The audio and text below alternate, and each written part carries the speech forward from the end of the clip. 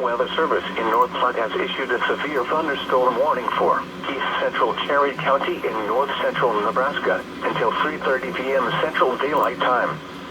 At 2:40 p.m. Central Daylight Time, a severe thunderstorm was located 10 miles southeast of Valentine National Wildlife Refuge, or 30 miles north of Sanford, moving east at 20 miles per hour.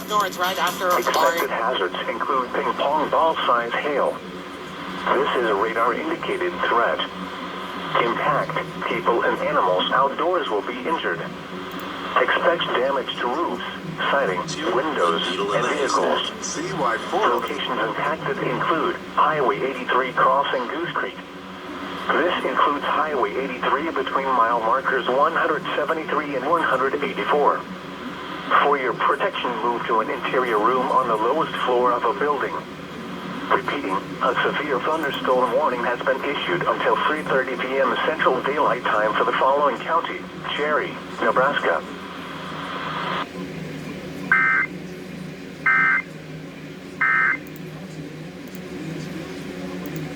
Avoid all the noise.